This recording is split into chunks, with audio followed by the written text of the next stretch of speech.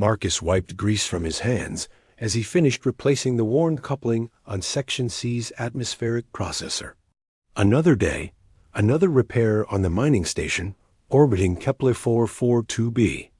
He had been working maintenance for 3 years now, keeping the aging facility running while the corporate big shots collected profits from the rare mineral extraction below dot. The alarm klaxons suddenly blared through the corridors. Marcus grabbed his toolkit and rushed toward the source of the disturbance. Emergency lights bathed everything in harsh red as he rounded the corner to find chaos in the medical bay. A small alien creature, no bigger than a human child, thrashed wildly on the examination table while 3 medics struggled to restrain her. Her violet skin shimmered with an otherworldly iridescence, and her large golden eyes darted frantically around the room. Crystalline structures protruded from her shoulders like natural armor.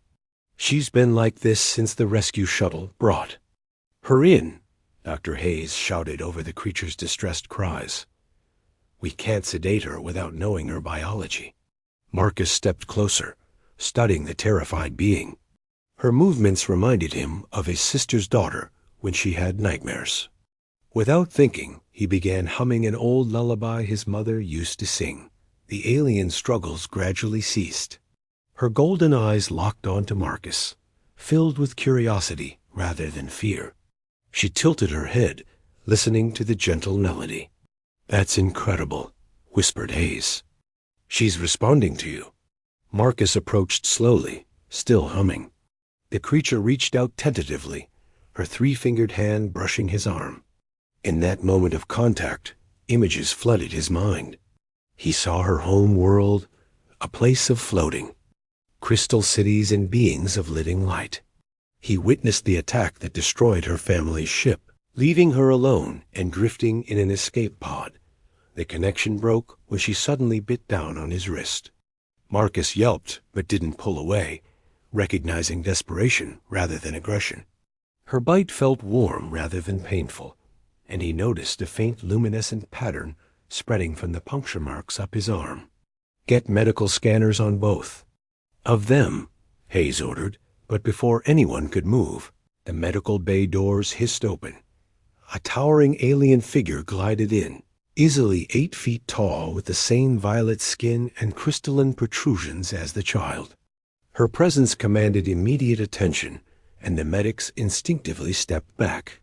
She moved with fluid grace toward the examination table, her eyes never leaving the small creature.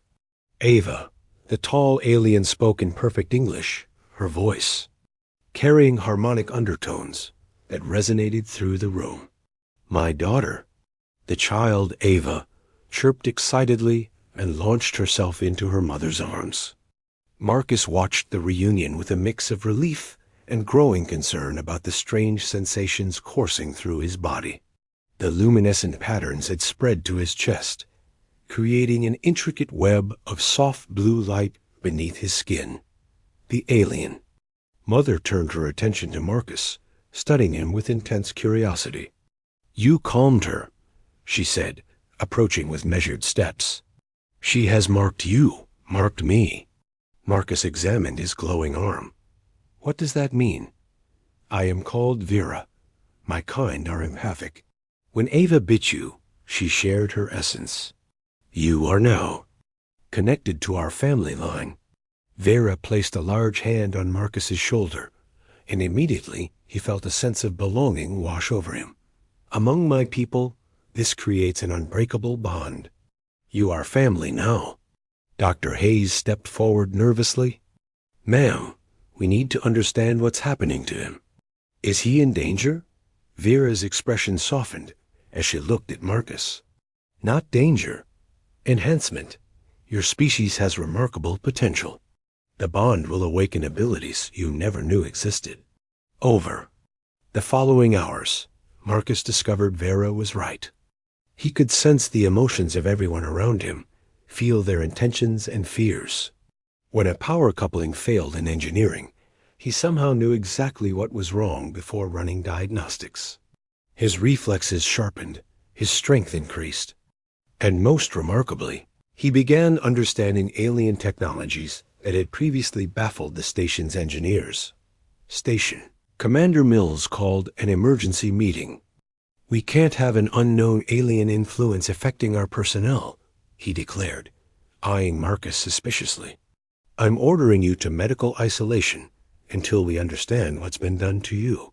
Vera rose to her full height, her crystalline structures beginning to glow with inner fire. "You would separate family?" Her voice carried a dangerous edge. "My daughter chose him. The bond cannot be undone, nor would we wish it to be." "With respect," Mills replied tersely, "this is a human facility. We have protocols." Ava suddenly stepped forward, placing her small hand in Marcus's much larger one. Images flashed between them again, but this time Marcus understood them clearly. He saw Vera's ship disabled by pirates, Ava's escape pod drifting for months, the desperation and loneliness that had driven the child to seek connection with the first being who showed her kindness. "They have no one else," Marcus said quietly. "Ava's been alone in space for months. Vera's crew is dead. This station is the first safe place they've found." Mills crossed his arms. "That doesn't change our security concerns." Marcus felt something shift within him, a confidence he'd never possessed before. The bond with Ava had awakened more than just enhanced abilities. It had given him purpose. "Then let me prove the bond is beneficial," Marcus said, standing straighter. "Your atmospheric processors have been failing for months. Your engineers can't figure out why. Give me one day with Vera and Ava. Let them help me understand the alien components we've been blindly maintaining." Over the next 24 hours, Marcus worked alongside his new family to revolutionize the station's operations. Vera's knowledge of crystalline energy matrices, combined with Ava's intuitive understanding of harmonic resonance, allowed them to not just repair the failing systems, but upgrade them beyond original specifications. Power efficiency increased by 40%, while maintenance requirements dropped dramatically by the end of the week.